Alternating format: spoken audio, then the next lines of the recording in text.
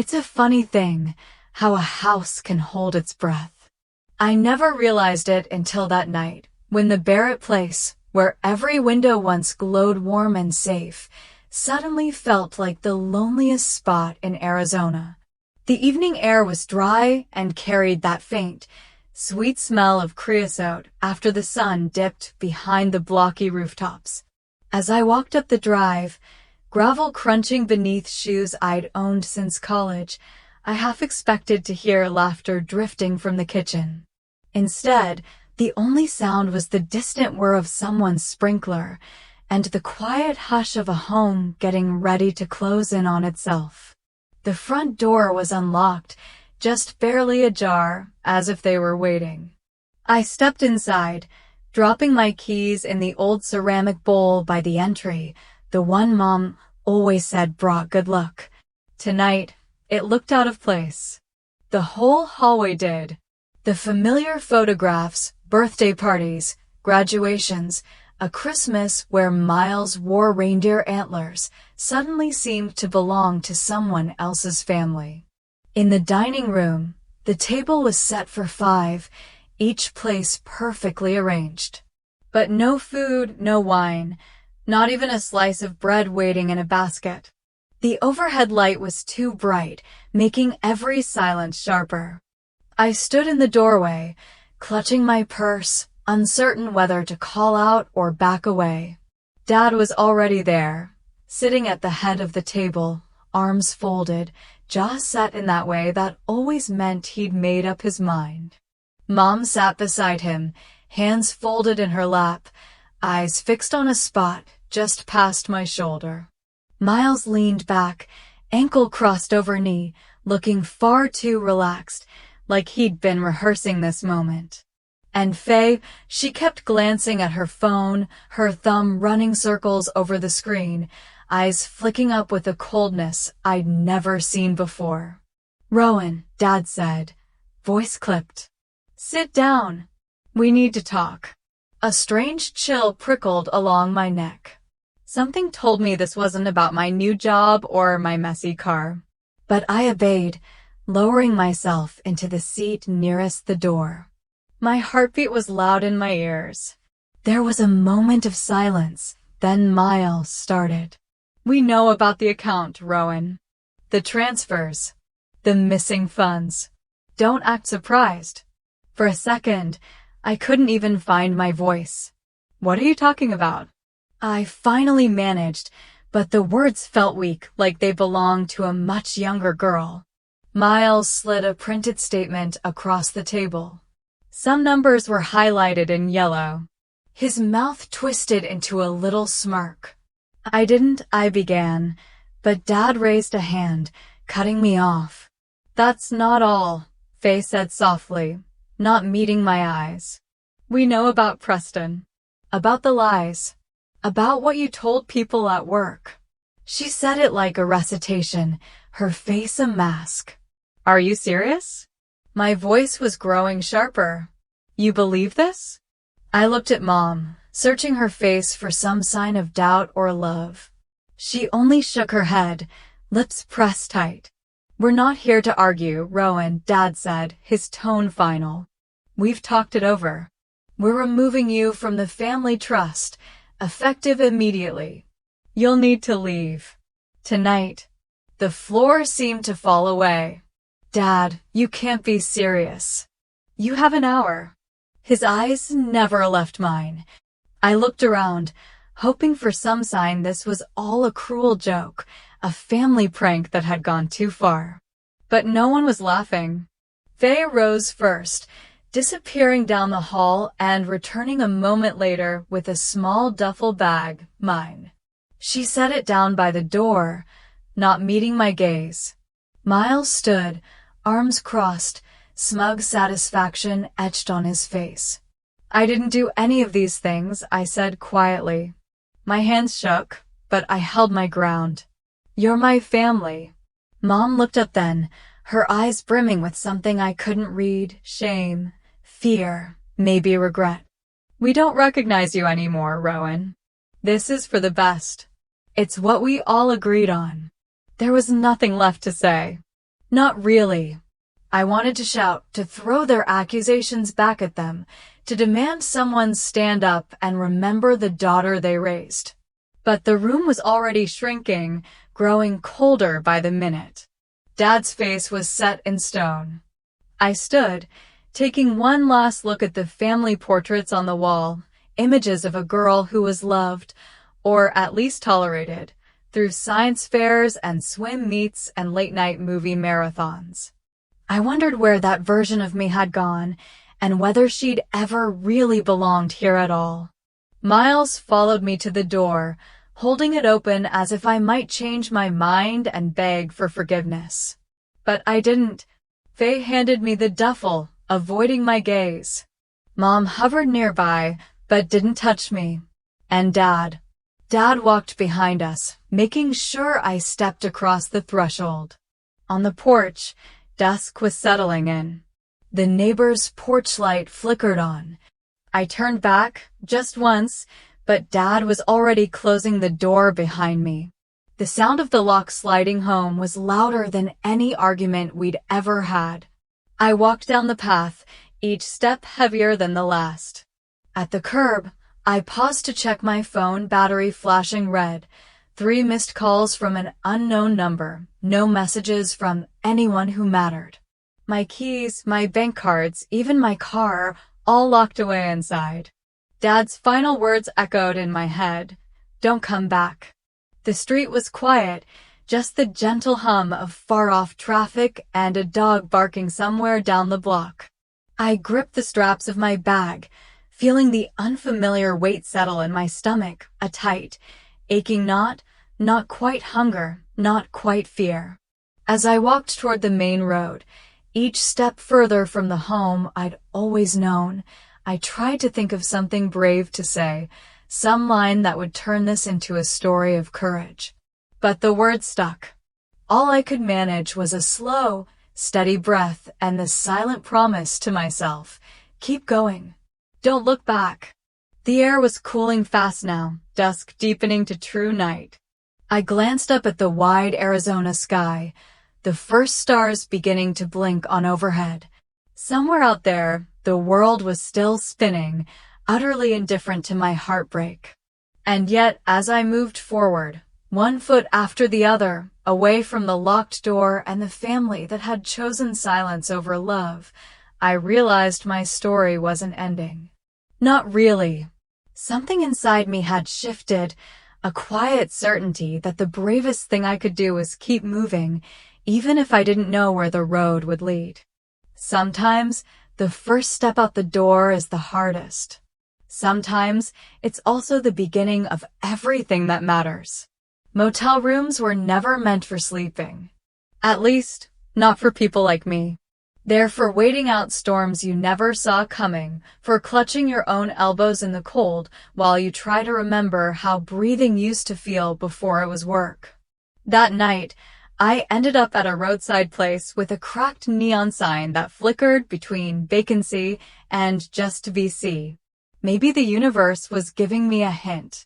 I counted out the last of my crumpled bills at the front desk, the clerk barely looking up from his tiny TV. The key, an actual key, not a card, felt heavy in my palm, attached to a plastic tag stamped with the number 7. He didn't ask if I needed help. Maybe he knew better than to ask.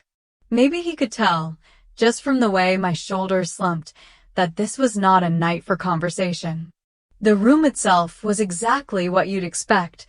Threadbare carpet, bedspread faded to a patternless gray, a tiny table pushed up under a window that didn't quite close all the way. The air smelled like old smoke and lemon cleaner, but underneath that was a musty tang of stories that didn't belong to me. I dropped my bag on the floor and sat at the edge of the bed. My body felt like it belonged to someone else, like I'd borrowed bones and skin that no longer fit. For a while, I just sat, staring at the TV bolted to the dresser, the remote gone, the screen dark. I tried to remember what hunger felt like, but mostly there was just a slow, rolling ache in my gut that didn't care about food. In the bathroom, The mirror was chipped and clouded around the edges. I splashed water on my face, letting it run down my neck, hoping it might rinse away the memory of what happened at home. It didn't. Nothing could. I stared at myself, hair pulled back in a messy knot, eyes puffy and rimmed with red, a smear of mascara trailing down my cheek. I didn't look like anyone's daughter. I reached into my jacket pocket, fingers closing around the cool, familiar weight of Grandma Helen's ring. I'd kept it close ever since she passed, a little secret I never told the others. It was just a simple gold band, worn thin at the edges, but I liked to think some of her stubbornness still lingered in the metal. Tonight, I needed every bit of it. I tried to lie down, but the pillow was lumpy and my mind kept spinning.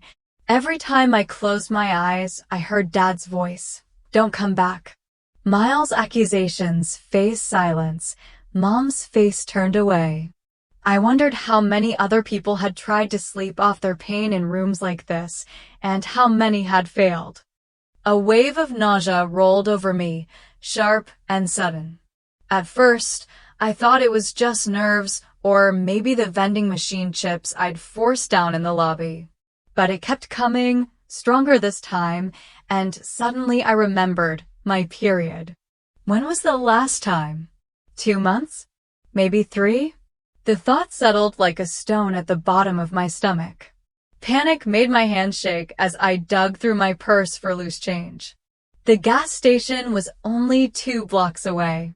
The night air was surprisingly cool for late spring, carrying the distant hum of highway traffic and the occasional bark of a dog behind a fence. I kept my head down, praying not to run into anyone I knew. Under the harsh fluorescent lights of the gas station, the world felt even more unreal. I picked the cheapest pregnancy test from the rack, handed over what was left of my cash to the bored cashier, and left without making eye contact. Back at the motel, I hesitated at the bathroom door, the box clutched so tight my knuckles hurt.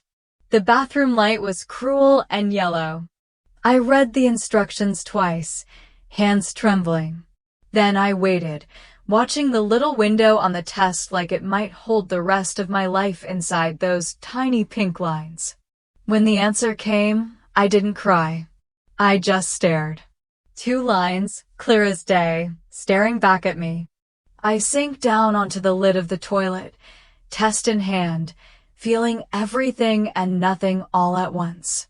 I thought of all the things I'd lost in a single evening, my family, my home, any safety net I'd ever had. But as I pressed a hand to my belly, I realized I hadn't lost everything. Not yet. I found myself whispering into the stillness. It's just us now, okay? I don't know how, but I'm not giving up on you. Not for anything. My voice sounded strange in the echoey tile, but it steadied me. For the first time all night, I didn't feel completely alone. Back in the bedroom, I curled up on the scratchy blanket, clutching Grandma's ring in my palm. I closed my eyes and breathed, willing my heart to slow down. Maybe I'd never be the daughter they wanted, or the sister they could be proud of. But I could try to be brave, try to be better, at least for the life I'd just discovered was depending on me. My phone, tossed aside and nearly dead, vibrated suddenly on the table. One unread message flashed across the cracked screen. Tell me where you are. Preston. I stared at the words for a long time, not ready to answer, but not quite able to ignore the tiny flicker of hope they brought. Maybe, just maybe, not everyone was ready to close the door on me. As I lay there, listening to the muffled TV from the next room and the slow drip of the bathroom faucet, I slipped Helen's ring onto my finger. For the first time, the word formed on my lips, hesitant but true. Mother. Maybe storms were just the beginning of new seasons. And maybe, in the worst place of all, I'd finally found the one truth no one could take from me. You never really forget the first person who stands by you when you have nothing left to offer. Not when the world's gone quiet around you and the only thing louder than your hunger is the ache of being unwanted. That morning, as I watched dawn crack open over Phoenix through a streaked motel window, I didn't expect anyone. But Preston always had a way of turning up where the ground felt most unsteady.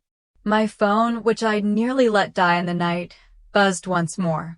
Before I could answer, there was a gentle knock at the door, a hesitant kind of rhythm that didn't sound like management come to chase me out.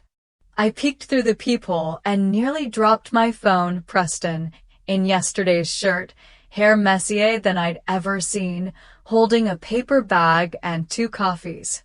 He didn't say good morning or ask permission to enter. He just offered a soft, lopsided smile and said, "You eat anything yet?" I shook my head, still not trusting my voice. The air between us held old jokes, memories of late-night road trips and shared fries, but this was different. There was no audience, no safety net. We drove to a diner down the road, the kind where the booths were patched with duct tape and the cook wore his name on a stained white cap. The place was nearly empty except for a couple of truckers and a waitress with tired eyes who poured coffee like she was on autopilot. We slid into a booth near the window. The sun was barely up, painting everything in pale gold. "Thought you might want something more than motel coffee," Preston said, pushing a plate of pancakes toward me. I could barely remember the last time someone did something just because I might need it. I managed a small, grateful laugh. "I'm not sure my stomach is ready for syrup yet." He nodded, eyes searching my face for answers. For a while, we talked about nothing, how the coffee tasted burned, whether the Heat would break this week, a baseball game we never watched. Small talk, almost a shield for the questions we both wanted to ask. Finally, when the plates were half empty, he set down his fork. "Rowan, are you okay?" His voice was gentle, careful not to spook me. I didn't know where to start. The truth sat heavy in my chest, too big to swallow, too urgent to ignore. I stared at the ring on my finger, Helen's ring, and let the words spill out. "I'm pregnant," I said quietly, voice barely more than a whisper. For a second, the world seemed to slow down. Preston didn't flinch. He didn't pull away or fill the silence with empty reassurances. He just reached for my hand across the Formica table. "I thought you might be," he said, thumb brushing over my knuckles. "When you didn't answer last week, I figured something was wrong." My throat tightened. "I was scared to tell you. I thought you'd be angry. Or that you'd walk away, like everyone else." Preston shook his head, a small smile curving at the corners of his mouth. "You're not everyone, Rowan. And I'm not everyone, either. My family, well, you know how it is. They'd rather see me at the country club than sitting here." He looked out the window, then back at me. "But this feels real. Feels like a place to start." I blinked hard, trying to hold back tears that had no place here. "I don't know what comes next. I don't even know where I'll sleep tonight." He reached for a napkin and a pen from his jacket pocket. For a moment, I thought he was going to write out some solution, some tidy fix. Instead, he just slid the napkin over to me, blank except for 5 simple words. "We start here. Our story, ours." I stared at the napkin, hands trembling. The words meant more than any promise I'd ever heard. "No one else writes this story for us," he said, meeting my gaze. "Not your family. Not mine. We decide." The waitress refilled our coffee without a word, leaving us wrapped in our own fragile bubble. I sipped, the bitter taste grounding me. I let myself imagine it, choosing, for once, what home could mean. Not a house with old resentments in every room, but something new. Something built from honesty and hope, even if it was just the sticky booth and the smell of burnt coffee. Preston reached into his pocket again, this time fishing out a single key on a plain silver ring. He placed it on the table between us. "You have a place if you want it. No pressure. You don't have to be alone. Not unless you choose it." I traced the edge of the key with my fingertip. It was such a small thing, but it felt like a door I'd never known I needed. "Are you sure?" I asked, voice small. It's not what you planned." He shrugged, eyes bright with something close to mischief. "Plans change. Sometimes the right thing isn't what you expect. It's what you find when everything else falls apart." For a long moment, I didn't speak. I watched the sun climb higher outside, painting the street in yellow light. I thought about Grandma Helen, about her stubborn belief in new beginnings, about what it might mean to choose, for the first time, the life I wanted instead of the one I was handed. "Home," I whispered, testing the word. It felt different now, not a place, but a choice. A promise. Preston smiled, gentle and real. "Yeah, home." As we slid out of the booth, I tucked the napkin and key into my pocket, a secret I wasn't afraid to keep. The world outside was still uncertain, still a little cruel, but in that moment, I felt something I hadn't in a long time, hope. And as we walked out into the brightening morning, I knew, whatever happened next, this was where our story began. Letting go of your old life doesn't mean it stops chasing you. I used to believe that walking away was the hard part, that once the door closed behind me, the worst was over. But I was wrong. The hardest part is what follows the silence, the reminders, the shadows that show up even in the quiet corners of someone else's apartment. Preston's place was small but felt safe. The kind of safe that comes with chipped mugs and second-hand furniture that doesn't try to impress you. Morning sunlight pushed through the dusty blinds, casting slanted stripes across the worn hardwood floor. I sat on the edge of the couch, a cardboard box at my feet, filled with pieces of a life I no longer wanted. My phone buzzed on the coffee table. Not a call, just a calendar notification, Mom's birthday dinner. It blinked at me like a joke. I stared at it for a beat too long before hitting delete. Then, one by one, I started going through my contacts. Faye, Miles, Dad. I paused when I got to Mom. Her name sat there in soft white letters, unbothered. I tapped the little minus icon and felt a pang, like pressing a bruise. Then I deleted them all. No fanfare. Just a slow, quiet erasure. Like brushing dust off a shelf that hadn't held anything meaningful in years. I opened my social media apps and stared at my profiles. Pictures of holidays, tagged photos at charity events, a post congratulating Miles on his real estate license, likes, comments, curated smiles. It all looked so clean, so polished. But none of it was mine anymore.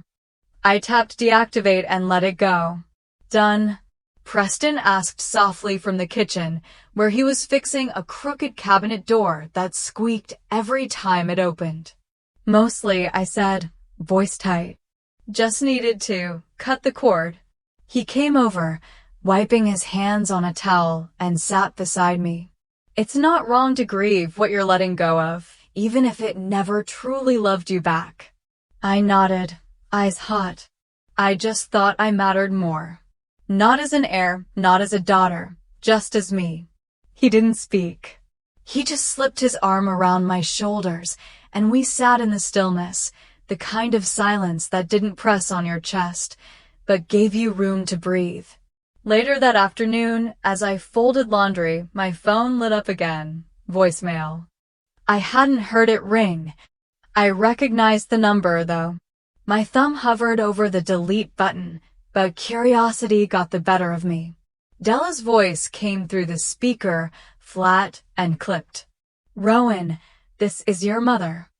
I think it's best if we don't communicate going forward. You made your choices. Please don't reach out." A pause. "Take care." That was it. No warmth. No questions. Just a clean break. I stared at the wall for a long time after that, clothes half folded in my lap. Preston didn't say anything when I told him. He just handed me a glass of water and went back to fixing the door. Sometimes the kindest thing someone can do is not try to fix your heart, just stand nearby while it learns to beat again. That night, over grilled cheese and tomato soup, I finally asked him, "Do you talk to your parents at all?" He shook his head. "Not since they threatened to cut me off for turning down a spot in the family business. I chose peace over legacy. Best decision I ever made." I smiled faintly. So we're both a little untethered. He raised his mug of tea like a toast. "Here's to building something better." We didn't say anything after that, but it felt like a pact, unspoken, but solid. A promise to put this new, fragile life ahead of the ghosts trailing behind us. The next morning, a thick white envelope slipped under the front door broke that silence. I opened it slowly. The letterhead was unmistakable. Barrett and Chambers, estate attorneys. My hands shook as I read. Formal words spilled down the page. My official removal from the Barrett Family Trust, public record of my voluntary separation, a polite yet cruel reminder that I no longer existed in their world, not on paper, not in blood. I sat down on the floor, letter in hand, and let the weight of it wash over me. I didn't cry. I just felt hollow. Not because I wanted the money, but because it was proof that they hadn't just pushed me out of their home. They were rewriting the story to say I was never there at all. Preston knelt beside me, picked up the letter, skimmed it, and then quietly folded it back into the envelope. "It doesn't change who you are," he said. "They don't get to decide your worth." "I know," I whispered, voice barely audible. "But it still hurts." That night, sleep didn't come easy. I lay on my back, staring at the ceiling fan as it spun slowly in the dim light. My hand drifted to my stomach, and I wondered, what would my child inherit from me? Just a name? A fractured history? Or could we make something new from the wreckage? I got up quietly and padded to the kitchen, grabbed the old journal Preston had picked up from a thrift store the week before. Its cover was worn leather, the pages thick and slightly yellowed. I hadn't written anything personal in years, but something inside me stirred. I opened to the first page and began. "Dear future me, do not forget how you survived this." The words spilled out of me like a secret finally safe to share. I wrote about the motel, about the pancakes at sunrise, about the voicemail that sounded more like a goodbye than a boundary, and about the letter that tried to erase me and the man who gently reminded me I was still here. By the time I closed the journal, the first light of morning was starting to warm the edges of the blinds. I placed the book beside the bed, curled under the blanket, and felt something new. Not joy, not peace, but resolve. In the desert, even a little hope can take root if you dare to plant it. The morning sun spilled over the dusty sidewalk as I stood outside the Phoenix Public Library, clutching a cheap spiral notebook and a borrowed tote bag filled with printouts and pamphlets. The city was already warming up, but inside the glass doors, there was cool air and the faint scent of paper and possibility. I hadn't been here since college. Back then, I used to study molecular biology in one of the back corners, headphones in, coffee in hand, a sense of direction humming in my bones. Today, there was no coffee, no certainty, just me and the shaky hope that maybe, just maybe, I could figure out how to build something from the ashes. Looking for the career resource desk? The librarian, A sharp-eyed woman with graying hair and purple glasses smiled from behind the counter. "Yes, please," I said, adjusting the strap on my shoulder. "Second floor, to your left. Name's Miss Jenkins if you need anything." I thanked her and made my way up the stairs, past displays of children's art and flyers for workshops on everything from job hunting to coding for seniors.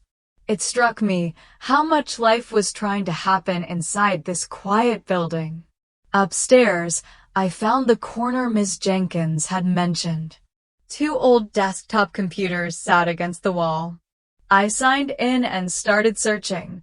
Grants for single mothers, small business resources, prenatal clinics, free healthcare in Arizona. One tab after another opened like doors I wasn't sure I had the right to knock on. I spent hours there, scribbling notes, highlighting phrases like nonprofit eligibility and seed funding under $10,000. When my stomach finally growled, I looked up and realized the clock had crept toward noon. Downstairs, I passed Ms. Jenkins again. She raised a brow. "Burning the morning oil?" "Something like that," I smiled. "Do you know anything about community workshops?" "For women, maybe?" She pointed to a bulletin board near the exit. "Maribel runs a support group over at the Rio Center. Tuesday mornings. Tell her I sent you." That Tuesday, I walked through the doors of the Rio Community Center, greeted by the buzz of fluorescent lights and the smell of burnt coffee. A circle of women sat around a few folding chairs. Some held toddlers. Others just held their breath. Maribel stood in the middle, mid-40s, curly hair piled in a clip, a bright pink clipboard in hand. "New face," she said, spotting me. "Come on in, Mama. We don't bite." I wasn't used to being called that yet, Mama, but something about the way she said it made it feel less like a label and more like a welcome. We talked about everything: housing insecurity, government forms, the ache of being alone in a city that didn't look back. One woman was trying to finish her GED. Another had just left a relationship that had drained her spirit dry. I didn't say much at first, but I listened. I saw myself in every cracked voice and tired laugh. After the session, Maribel pulled me aside. "You've got a scientist's eyes," she said, pointing to my notebook full of tiny diagrams and bulleted notes. "I used to work in biotech," I admitted. Before things changed. "Smart women with fire in their belly," she said, tapping her pen against her clipboard. "We like those around here." She handed me a brochure. "Small Business Builders Program. Pitch night in 4 weeks. You should apply," she added. "You're already building something. Might as well get help holding the bricks." That night, at Preston's apartment, I flipped open my notebook and stared at a blank page. Then I started sketching. It wasn't much, a rough model of a portable testing kit, something affordable, simple, based on materials already approved by the FDA. I scribbled notes about distribution to underserved clinics, about prenatal access in low-income neighborhoods. I didn't know if it was viable, but it was mine. "You're in the zone," Preston said from the couch, watching me with a half smile. "I think I have an idea," I said quietly. "Something real." He came over, set down a cup of mint tea beside me, and kissed the top of my head. "Then run with it." The next morning, I sat in front of a small panel of community members, local business owners, nonprofit leaders, a nurse from a clinic I'd never been to. My heart thudded as I presented my proposal, hands trembling slightly as I clicked through the slides on a borrowed tablet. I talked about low-cost diagnostics, about maternal health deserts, about the power of giving women tools to understand their own bodies. I kept it short, tight, human. When I finished, there was silence. Then nods. Then one woman said, "This is personal to you, isn't it?" I nodded. It saved me to believe in something again. I just hope it can help someone else. They thanked me. That was it. No confetti. No check. Just polite smiles and a promise to be in touch. I walked out into the afternoon heat, sweating through my blouse, unsure if I'd done enough. But even so, I felt light. Like I'd stood up in a room full of people who had no reason to believe in me, and I'd done it anyway. That night, as I sat on the edge of the bed, Preston beside me with a bowl of popcorn between us, my phone buzzed. One new email. Subject: Grand Pitch. Interview round invitation. I clicked it open. Breath caught in my throat. Dear Ms. Barrett, thank you for your application and presentation. We'd like to invite you to the next round of interviews. I read it twice before passing the phone to Preston. He smiled, wide and proud, then leaned in and kissed me. For the first time in months, I let myself hope, really hope. And as I lay in bed that night, hand resting lightly on my belly, I whispered to the tiny life inside me. Maybe survival isn't enough. Maybe we can thrive. It's the secrets you keep out of love that grow the deepest roots. I didn't ask where Preston had gotten the car, just that it was cleaner and newer than the one he usually drove, and the leather seats had that faint scent of someone else's life. He adjusted the air vents, drummed his fingers on the steering wheel, and gave me a half smile that didn't quite reach his eyes. We don't have to stay long, he said. Just lunch. Lunch, I repeated, like it was some kind of code. We were headed to the Hale estate. I'd seen it once, years ago, in a magazine spread about historic homes in the Southwest. But seeing it now, tucked behind wrought iron gates and rows of manicured olive trees, was something else entirely. It didn't feel like Phoenix, it felt like another century. Columns. Ivy. A silence too heavy to be comforting. As we pulled up, the gravel crunched beneath the tires. A man in a navy polo waved us forward and opened the passenger door. Mr. Preston, he said with a slight bow. Mrs. Hale is waiting. Thanks, Carl, Preston muttered, then turned to me. You okay? I nodded, though my hands were already clammy. Do I look pregnant enough to be a scandal? He laughed, relieved maybe to hear me joke. They've seen worse. The front doors opened before we knocked. A woman in her early 60s stepped forward, her pale blouse crisp, pearls fixed in place like they belonged to her collarbone. Mother, Preston said, his voice formal. This is Rowan. Of course, she said, offering her hand. Welcome. She didn't kiss my cheek or call me dear. But she didn't sneer, either.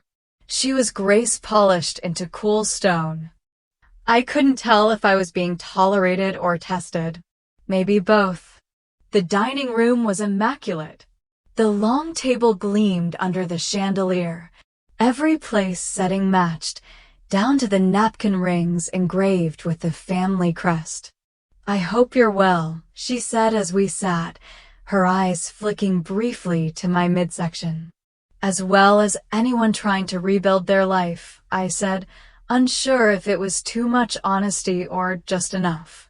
She offered a tight smile. Rebuilding requires structure. Preston shifted beside me, the way someone might inch toward a fuse they're afraid will go off. Over lemon herb chicken and microgreens I couldn't pronounce, Mrs. Hale asked where I'd grown up, what I studied, what I planned to do with my current situation. Every question was posed as if we were two senators negotiating a ceasefire. By dessert, the gloves were off, softly, but unmistakably. You understand, she said, cutting into a flourless chocolate torte, that Preston is part of a family with visibility, with legacy. Our name has weight. It shapes perception. Headlines. Markets. I glanced at him. He met my eyes, but didn't speak. Our family foundation, she continued, supports over a dozen health initiatives. We're invited to speak at universities, to serve on boards. And soon enough, when your child arrives, people will notice. I folded my napkin slowly. And what exactly are they supposed to notice? She paused, measuring her tone. That you reflect the family's values. That you belong. The word lodged in my throat. Belong. It sounded so different when used like that, as a measuring stick, not a welcome. After we left the dining room, Preston led me through the side hallway into a sitting room where the air smelled faintly of cedar and polish. No one else was around. I should have told you more, he said, staring out the tall windows. About them. About this. I sat on the velvet sofa, careful not to lean back too far. Now's as good a time as any. He turned toward me, hands in his pockets. My family's old money. Railroads, agriculture, land. They diversified early, became media investors, tech, politics. But it's not just the money, it's the rules.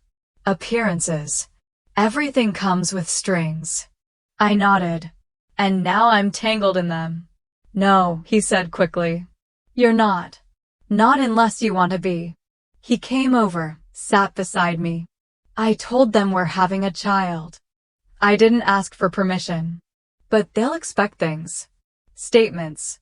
Appearances. Maybe even control. And you? He hesitated. I left this world once.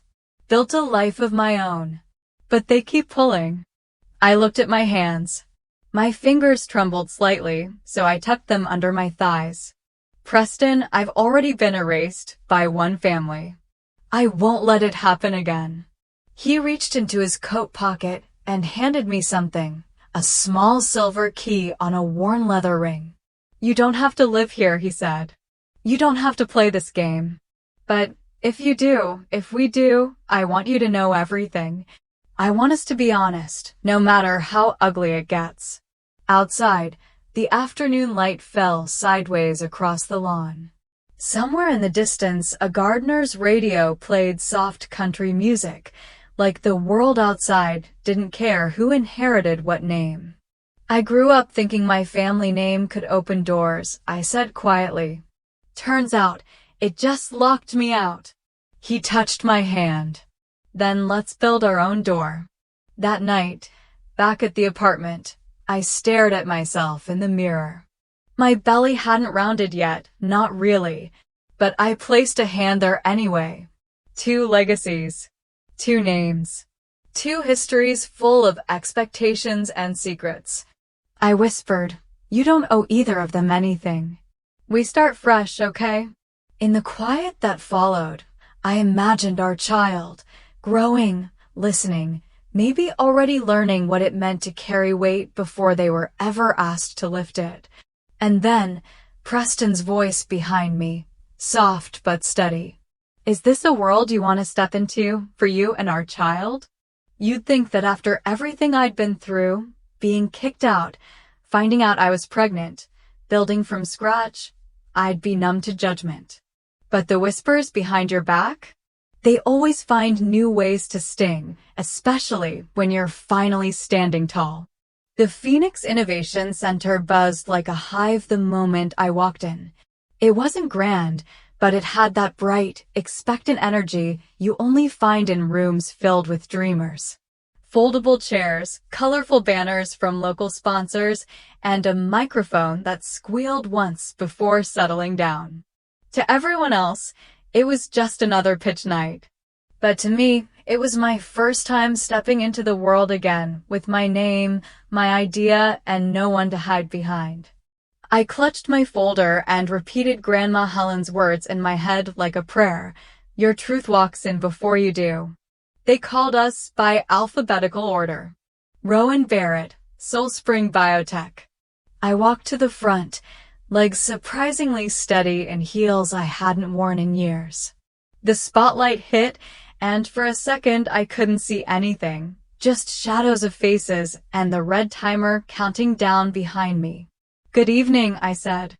I'm the founder of SoulSpring Biotech, where we believe women's health deserves more than silence and guesswork.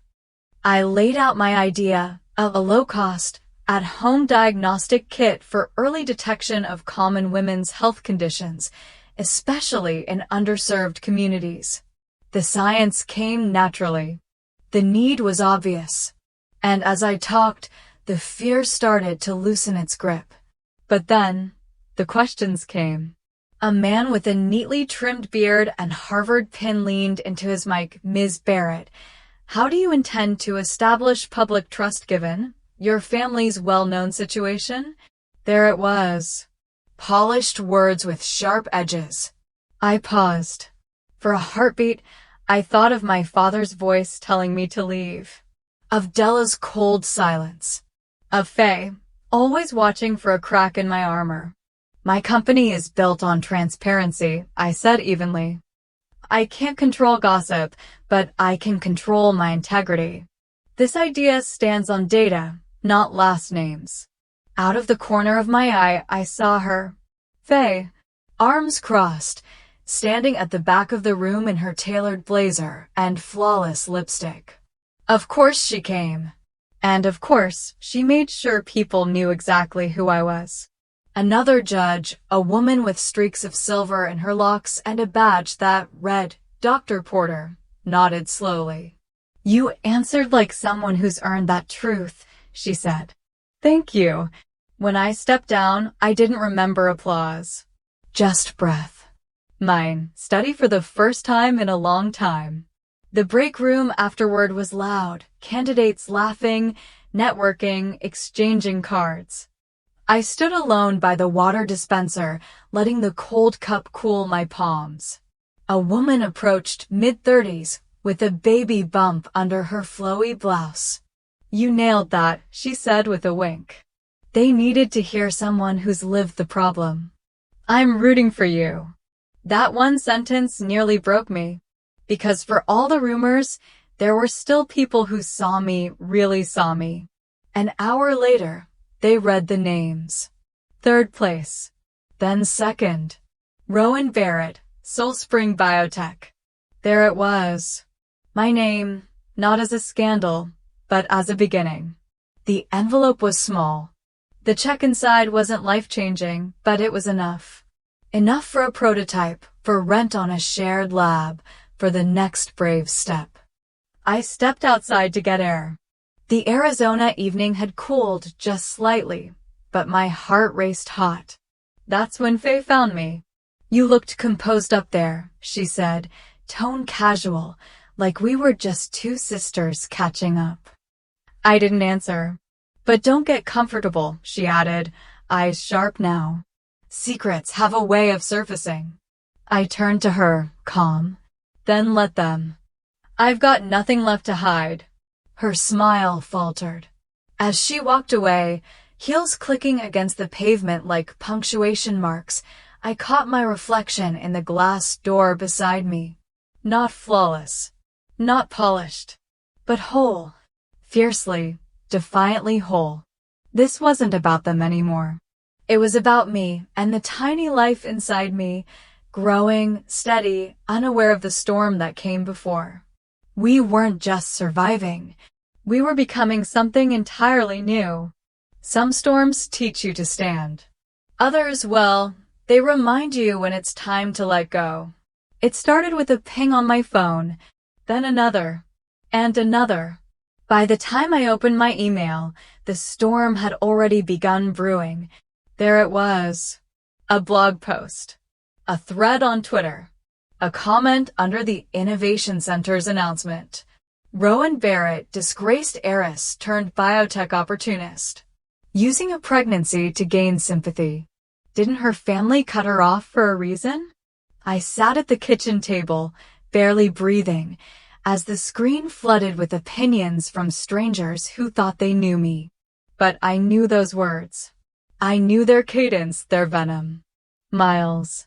He'd written an open letter, painting himself as the concerned brother, sharing distorted memories and passive-aggressive concern about my pattern of manipulation. Faye had tagged media outlets under fake accounts, fueling the fire. Preston came in, still smelling of sweat and engine grease from his shift. One look at my face and he knew. What happened? I turned the laptop so he could see. He scrolled, lips tightening. They're scared, he said quietly. You're making something of yourself, and they hate that it's without them. I wanted to believe him, but in that moment, all I felt was small. The same small I'd felt on that porch the night they locked the door behind me.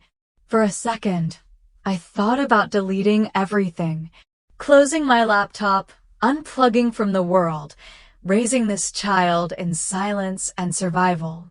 But then the doorbell rang. Clarissa Vaughn stood there, holding a stack of files and a look that had seen far worse storms than mine. She was in her 60s, crisp navy suit, silver hair tied back, and eyes that didn't flinch. I saw the article, she said. You don't know me, but I'm a friend of Maribel's. I've dealt with smear campaigns like this. You want to talk? She didn't wait for an answer. She just walked in, set the files down, and opened them like she'd been doing this for years. Because she had. They're playing a long game, Clarissa said. They're hoping you'll fold, disappear. That's how people like them keep winning. But you've got something they don't. What's that? I asked, still numb. She smiled. Truth. And a damn good origin story. Preston squeezed my hand. You don't have to do this alone. I didn't sleep much that night. The rain had started sometime after midnight, one of those rare Arizona summer storms that sweep in without asking. I watched it from the balcony, Helen's ring warm against my chest. In the morning, I called a local news outlet that had emailed me for comment. My name is Rowan Barrett, I said. And I'm ready to tell my story. We filmed the interview at the community center. The reporter, a soft-spoken woman named Yvette, let me speak without interruption. I talked about science, about health access, about starting over. I talked about being pregnant and scared, and still choosing not to give up. I never mentioned Miles or Faye by name. I didn't need to. Truth walks in before you do. By the time it aired, the sun had returned. I sat on the couch, legs curled under me, Preston at my side, watching myself on the screen. She's not just building a startup, Yvette concluded. She's rebuilding a life. The clip went viral overnight. Hashtag Phoenix Mother, hashtag Biotech with Heart, hashtag Barrett Truth, trended by morning. And for the first time, the world saw me, not just the scandal, not just the family name. Me. That evening, I stepped onto the balcony again. The storm had passed. The desert air felt clean, like it had been wrung out and left new. I closed my eyes, one hand on my belly. We're still here, I whispered. And we're not going anywhere. Once you tell your story, you can never control how it echoes back. The studio lights were hotter than I expected. I'd worn a pale blue dress, not flashy, just soft and clean. Something that felt like me. The reporter smiled as she clipped the mic to my collar. Ready? I nodded, even though my stomach said otherwise. It wasn't a long segment, maybe 6 minutes altogether. But I packed everything I could into those 6 minutes. I told the truth, without spite or theatrics. I talked about what it meant to be disowned, about starting over with nothing, about carrying a child while holding onto hope. I didn't name names, but I didn't flinch from the facts either. By the time I left the studio, my phone was already buzzing. And it didn't stop. Back at the apartment, I set it down on the kitchen table and just watched the notifications roll in. Comments, retweets, shares, tags. Strangers were debating my life in real time. Some called me brave. Others said I was a manipulator in nice lighting. One tweet read, "Another entitled rich girl pretending to be a martyr." Another, she's proof that some people fall hard and climb back up even harder. I didn't know whether to cry or laugh. Preston walked in with a grocery bag in one hand and Beau's old baby blanket in the other. Did you check Facebook? I groaned. Afraid to. You're trending. He was trying to sound casual, but I could see the worry behind his grin. By sunset, a few local outlets had picked up the interview and were running headlines of their own. Phoenix woman rewrites her legacy. Family money, family silence. Barrett daughter speaks out. And then came the rebuttal. It started with a statement from a Barrett Foundation spokesperson. Carefully worded, thoroughly edited, cold. The Barrett family regrets that private matters have been made public. We strongly dispute the narrative presented and affirm our continued commitment to integrity and discretion. Translation: she's lying. And we're done being quiet. I sat on the couch, holding my knees to my chest, as Preston read the full release out loud. My ears buzzed. I'd expected backlash, but not this fast, not this direct. A neighbor from across the hall knocked gently and handed me a folded newspaper. She was maybe 70, with kind eyes and a posture that said she'd seen her own share of life's bruises. I saw you on TV, she said. I just wanted to say, you didn't sound like someone who needed saving. You sounded like someone who already did it. I thanked her with a shaky voice and closed the door gently behind her. Later that night, after Preston fell asleep with one arm draped over my waist, I stared at the ceiling. The baby fluttered, just a tiny nudge, but steady. I whispered, "It's going to be okay." And I believed it. Until the letter came. A thick envelope. Expensive paper. Hale family crest pressed into the corner, like a whisper you couldn't ignore. Preston opened it first, his jaw tightening as he read. They want to meet, he said. Face to face. About rights. About future arrangements. I stared at the page. I'd been expecting more rumors, more noise. But not this. Are they threatening custody? I asked, barely above a whisper. No. Not yet, he said. But they're opening the door. And suddenly I knew. The truth had echoed further than I thought. It had reached places I hadn't meant to stir. And now, the story wasn't just mine anymore. But for the first time, I wasn't shaking. I wasn't running. I touched my stomach and nodded. Then let's hear what they have to say. I had never been afraid of luxurious rooms until I sat in one like this. Everything about the Hale mansion was designed to make you feel small. The high ceilings, the heavy curtains, the solemn portraits looking down from gilded frames. The room was so quiet I could hear the clock ticking away, as if time here were precious. Preston sat next to me, his shoulders tense. Across from him were his parents, Mr. and Mrs. Hale, and a man in a dark suit, clearly a lawyer. Neither smiled.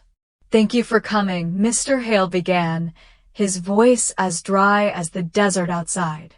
We're here to make sure everything is handled properly. Mrs. Hale tilted her head, her voice even. We don't object to your relationship, Rowan. But there are standards.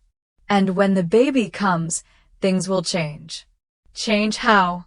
I asked, trying to keep my voice even. The name, the rights, the public image, the lawyer interjected. The Hale family is a prominent one. We can't have our descendants living in an uncontrolled environment. I chuckled. What do you mean? A rented apartment and disgraced parents. We offer lifelong financial support, Mrs. Hale added. In exchange, the child will carry the Hale name, be raised in a system of our choosing. Private schools, guardians, media direction when necessary. I clenched my fists under the table. And what role will I play in that? A placeholder. Preston sat up, his eyes flashing with an anger I had rarely seen. No one controls our little family. Preston, Mr. Hale said sternly, you know the consequences. If you choose to abandon the path we've prepared, there's no turning back. He's long gone, Preston replied, his voice calm but firm. Silence filled the room. I looked around the wall of pictures, a lineage of vests, cold stares, no one smiling in the pictures. And I thought of the sonogram still in my wallet, the little figure growing inside me, needing no crown or badge, just the right love. I understand that your family has rules, I said, looking the lawyer straight in the eye. But this child is not a clause. He does not need a bloodline that can be traded for power. No one answered. And I did not need them to. As we left the mansion, the afternoon sun swept across the cobblestones. Preston opened the car door, but before I got in, he put his hand on my shoulder. Which path do you want to take? He asked. I will follow you. I looked out at the long street, where there were no villas, no oppressive portraits, just two people rebuilding their lives from what had been lost. I choose freedom, I whispered. Near midnight, the small cafe across from the courthouse was still lit. The faint smell of burnt coffee mingled with the patter of rain outside the window. I stirred my cold tea, my heart as heavy as a brick at my feet. Preston sat beside me, his hand clasped tightly in mine. Across from her was Clarissa Vaughn, a woman in her late 50s, sharp, polite, and the only one who didn't back away when Barrett and Hale both stepped forward. Legally, she said, her voice as steady as the hammers on the courtroom table, if they don't see you directly, you have the right to refuse any settlement. But she paused, her eyes fixed on mine. They won't let go. I nodded, unsurprised. My family wasn't used to losing, especially not losing control. Preston leaned back in his chair. They can keep the house, the trust, the reputation. You and I, we have something they'll never understand. Clarissa tilted her head. So what is it? I didn't look at her. I looked down at my shoes, dusty, scuffed, but mine. I walked them myself. We have each other, I said quietly. And the kids, will teach them to love, no price. We thanked Clarissa and left the bar. It was still raining lightly. The late-night Phoenix streets were quiet, yellow lights flickering on the pavement like unanswered questions. Preston held the wheel, his eyes staring into the distance. I sat quietly beside him, my hand on my belly, feeling the baby move. We can live simply, you know, he said, not turning around. No mansions, no private schools, no family to please. I chuckled. Simple is a beautiful dream. After a moment, I added, but a dream worth keeping. When we got home, Beau was asleep. I stood silently, watching my son sleep in the old wooden crib we had hand-painted. No branded items. No flashbulbs. Just the sound of steady breathing and a quiet sense of peace that permeated the room. We had signed nothing. No concessions, no assets from either side. We had chosen freedom. And perhaps, for the first time, I understood. Freedom doesn't come from standing alone, but from having someone stand with you. Just as I was about to turn off my phone, the screen lit up. A message from Della. We need to talk. Your father and I, there's no other way.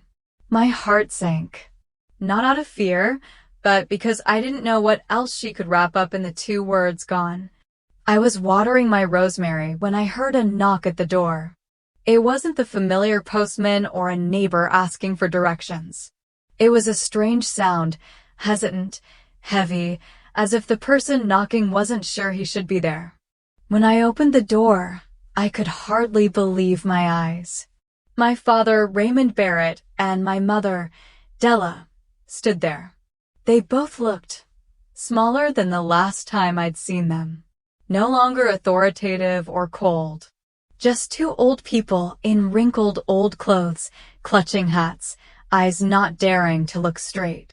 "Can we talk?" he said, his voice hoarse. I nodded, pointing to the wooden table in the garden. Preston was watching the children inside. I needed this conversation without witnesses. Della sat down first, shaking her hands as she poured the water. Raymond looked at me for a long moment before speaking. "We need help." The 3 words were heavy, but not unexpected. I'd heard from my old neighbors, Barrett Holdings is bankrupt. The once proud mansion is for sale. "I understand," I said. "But how can we help?" Della sighed. "We don't have much choice. The house will be repossessed." Miles is in denial. Faye still thinks it's someone else's fault. "But you know, I'm the only one who can save," I whispered, "or forgive." Silence. A silence not meant to wait for forgiveness, but to avoid the real answer. I made my terms clear. I will not let my children be shields for anyone. If you need help, you can say so. But don't use the word family when you were the ones who cut that cord. Raymond squeezed his hand, but didn't argue. He was used to making decisions. Now he had to sit there, listening to his own daughter set the boundaries. Faye and Miles arrived later. Both were still arrogant, still looking down on me. Faye didn't sit, just crossed her arms. "Do you think you're better than others just because you've had a little success?" she said. "We have our reasons." "You've brought shame on the whole family." "No," I interrupted. "I'm just telling the truth. It's the lies that bring shame on this family." Faye snorted. "You'll regret it." "Maybe," I said. "But not today." When they left, I felt relieved. Not because I'd retaliated, but because I was no longer trembling before them. No longer the little girl who'd tried everything to be loved. That night, I opened an old drawer and found a photo of the Orange Grove, where I'd played with Miles and Faye when I was little. I remembered tearing out the corner with my face after my father scolded me the first time. This time, I glued it back together, imperfectly but fully. Perhaps, growing up is daring to keep what others have thrown away. I don't close the door completely. But I also don't let others pass through the threshold without knocking again. Clarissa's office had the kind of stillness I used to mistake for judgment. But today, it just felt like clarity. Legal pads stacked neatly. A dusty plant in the corner. No small talk, just the facts and, finally, my terms. She slid the draft agreement across the desk. "Everything you asked for. Limited assistance, a set duration, and a stipulation that this is not," she paused, meeting my eyes, "an invitation for reconciliation, unless you say otherwise." I nodded. "Good. I don't want confusion." I had spent years aching for my mother's approval. Now I just needed clean lines. My parents were in trouble, and I wasn't heartless. But I also wasn't the same woman who once stood on their porch with a packed bag and no plan. Clarissa smiled gently. "You're not rescuing them, Rowan. You're setting a boundary and honoring yourself." Later that afternoon, Della came by. Alone. No fanfare, no speeches. Just her and a small Tupperware of lemon cookies I used to love as a kid. She placed it awkwardly on the patio table, eyes flicking toward the yard where Bo and Calla were chasing bubbles. "They're strong," she said, voice soft. "They have to be," I answered. She tried to smile, but her hands shook. "I didn't know how to be the mother you needed." "I know," I said. "And I'm not here to make you feel worse. But I'm also not here to pretend it didn't happen." She looked like she might cry, but didn't. Maybe that was growth. Or maybe she still couldn't let herself feel too much at once. "I'm helping you and Dad. Not because you asked. Because I chose to," I added. But this help ends where guilt begins. Don't use it to pull me back in. She nodded, though I couldn't tell if she truly understood. Some people mistake kindness for weakness forever. That evening, we hosted a small barbecue in the backyard. Nothing fancy. Just a few neighbors, folding chairs, the smell of grilled corn and hot dogs. Kala smeared mustard on her cheeks and laughed until she hiccuped. Bo found a grasshopper and tried to make it his pet. Preston handled the grill like it was a boardroom negotiation, focused, calm, and surprisingly competitive about seasoning. And me? I watched it all with a kind of peace I didn't know I could earn. Miss Jenkins from the library brought iced tea. Maribel from the community center dropped off a new book for Kala. I realized this was my family now. Not in blood. In choice. Later, as the sky turned that soft golden pink Arizona does so well, my phone buzzed. A link. From a blocked number. Rowan Barrett's latest manipulation exposed. A video. Miles and Faye. Their voices dripped with contempt as they accused me of exploiting our parents, rewriting history, using victimhood as currency. I didn't watch the whole thing. I didn't need to. Instead, I walked outside where the kids were chasing fireflies. I slipped Grandma Helen's ring off my finger, rolled it between my thumb and forefinger. It had always been a little too big, but now somehow it fit. Some stories repeat, but some you rewrite. The newsroom smelled like burnt coffee and deadline sweat. My fingers tapped restlessly against the arm of the chair as the reporter, young, polite, a notepad balanced on her knee, leaned forward, recorder blinking red between us. I'm not asking for sympathy, I began. Just space. And maybe a little honesty. She didn't interrupt. Just nodded, letting me steer. So I told her about being locked out by my family, about walking into a motel room with nothing but a purse and a dying phone, about finding out I was pregnant and deciding on that cracked tile floor that I would not crumble. I talked about Preston and the quiet strength that came with him, about starting over in a one-bedroom apartment and pitching an idea when everyone else only saw a headline scandal. And I talked about what forgiveness wasn't. It doesn't mean pretending nothing happened, I said. It means not letting the people who hurt you rewrite your life. She looked up. Can I quote that? I shrugged. Sure, but make sure they know I meant every word. That evening, back at home, the smell of roasted garlic drifted from the oven while Preston helped Kala color in her rainbow. Bo perched at the kitchen table, tongue out in focus as he scribbled tiny stars around a big stick figure labeled Amon. You look like a superhero, Preston said, leaning over the drawing. I laughed. If superheroes wore yoga pants and forgot to switch the laundry. Hey, he said, passing me a mug of tea. Every cape has its quirks. I sat down, letting the warmth settle into my hands. Across the room, a candle flickered on the mantel. It wasn't fancy, just one I'd bought at the dollar store last fall. But it smelled like vanilla and calm, and that was enough. The kids ran around the table, their laughter bouncing off the walls like soft music. I closed my eyes for a second.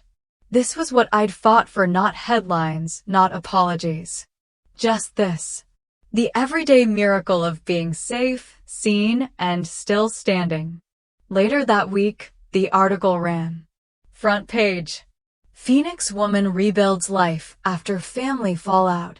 A story of quiet resilience. My inbox overflowed.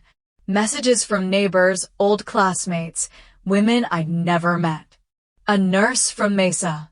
A single mom in Flagstaff. Even a grandmother who said her own daughter had stopped speaking to her years ago. You reminded me I can still be proud, one message read. It was overwhelming, in the best way. That night, as we finished dinner and cleared the dishes, I saw a new email pop up. Subject: From one Hale to another. The preview line read, "Rowan, I'm Preston's cousin. I'd like to talk. Not about the past, but about what kind of future our families could build for the next generation." I didn't click on it right away. Instead, I watched Bo help Calla climb onto the couch. Her giggle as he wrapped a blanket around her. Preston humming in the kitchen as he packed tomorrow's lunches. The flicker of candlelight casting soft shadows across the room. Sometimes, forgiveness isn't an answer. It's a door you close with grace, so the new ones can open. The smell of grilled corn and mesquite would drifted through the air, mingling with bursts of laughter and the sound of cicadas. Overhead, strings of soft yellow bulbs swayed gently in the warm Phoenix breeze. The community festival had taken over the park, and it pulsed with the kind of energy only summer could bring, loose, joyful, alive. I held Calla's hand as she tugged me toward a face-painting booth, her curls bouncing with every excited step. Bo was already up ahead, balancing a lemonade cup too big for his hands and shouting something about a sack race he wanted to win. Preston trailed us, chatting with an elderly neighbor who kept calling him the one with the perfect brisket recipe. This wasn't the life I'd planned, but maybe it was the one I was always meant to live. Earlier that morning, I'd stood in front of a crowded room, holding a plaque engraved with the words Community Resilience Award, Innovator of the Year. My startup, once scribbled in desperation on the corner of a library notebook, had grown into a real force, employing women, training teens, offering low-cost biotech solutions to underserved clinics. And now it was being seen. My speech had been short. I didn't want to dwell on the pain, just the growth. I used to think resilience meant surviving in silence, I said. Now I know it means speaking up, building forward, and bringing others with you.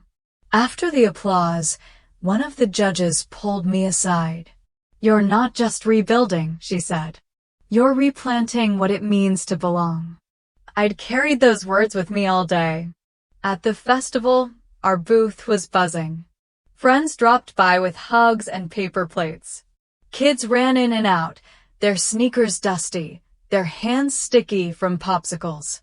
One of the new neighbors, a woman named Trish, approached me as the sun dipped low. "Hey, Rowan," she said, hesitating. "There's a girl I know, barely 20. Just got kicked out. Scared, but smart as hell. I think she could use someone like you." I didn't pause. "Give her my number," I said, reaching for a napkin and pen. No pressure, just a place to land if she wants one. Trish nodded, her eyes warm. "I knew you'd say that." Preston wrapped an arm around me as I folded the napkin. "You don't even realize how much you've become the person people run toward, do you?" he said. I smiled. Maybe I was always meant to build the family I needed. Nearby, Calla's face was now painted like a butterfly, wings stretching across her cheeks. Bo had won his race, a ribbon clenched in his fist.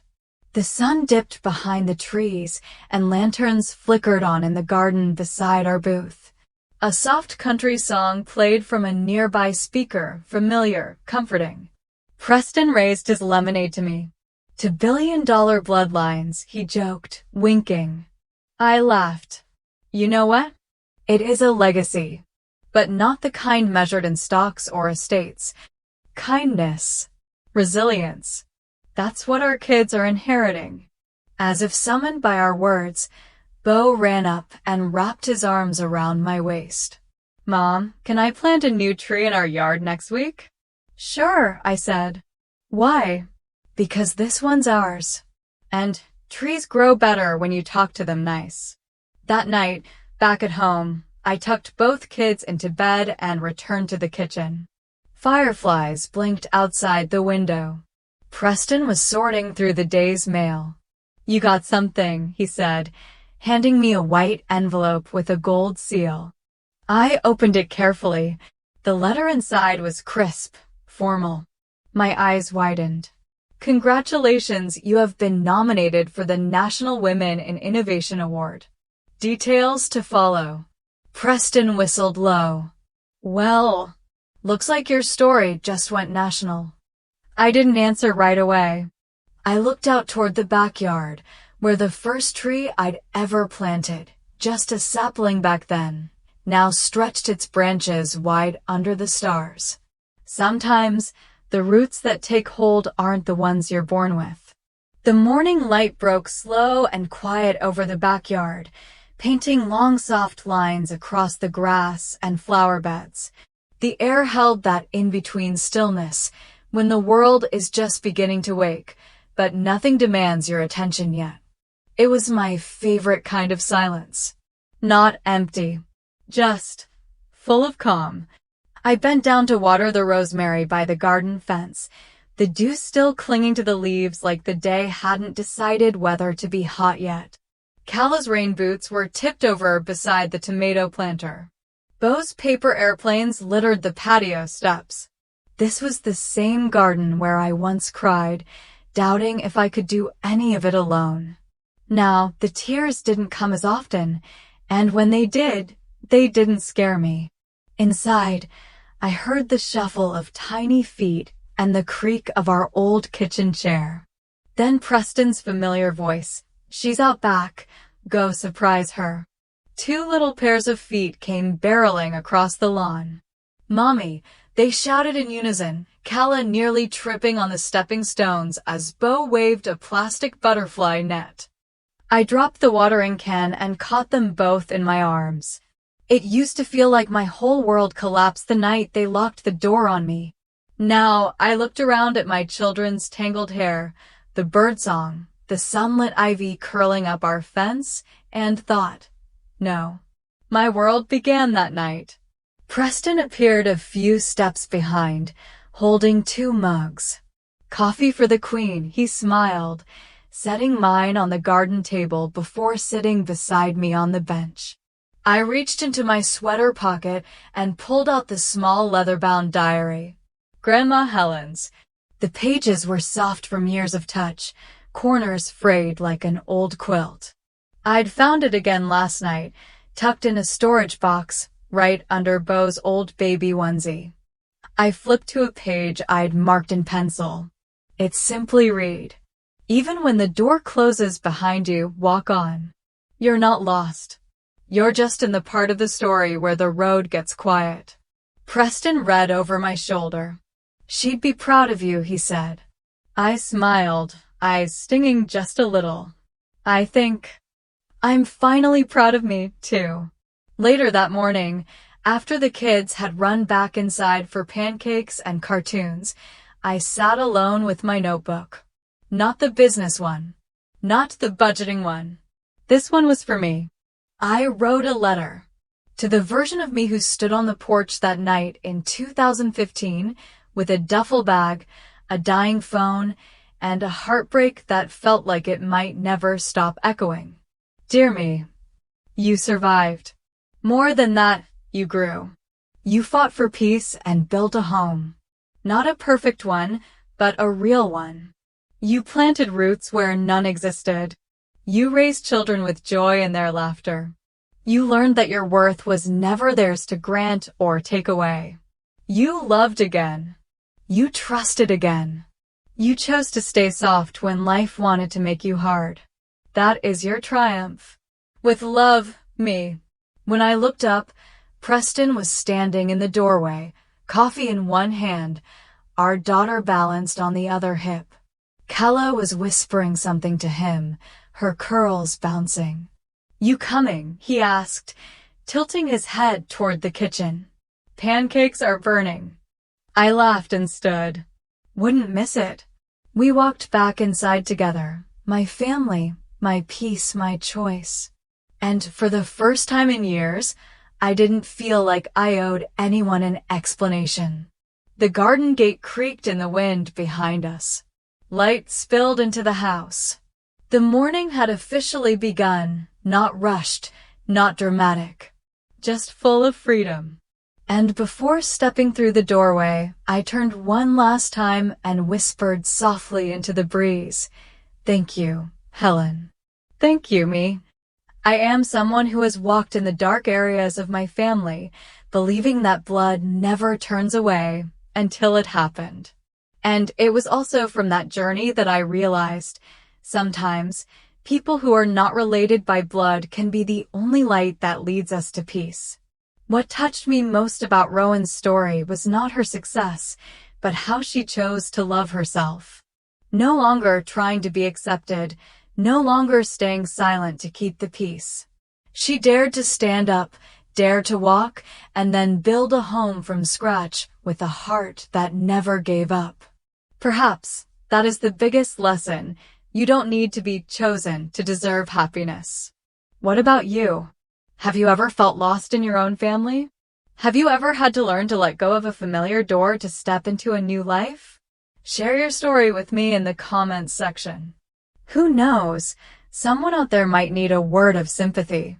If this journey reminds you of a memory, a lesson, or someone who supported you in difficult times, leave a comment number 1.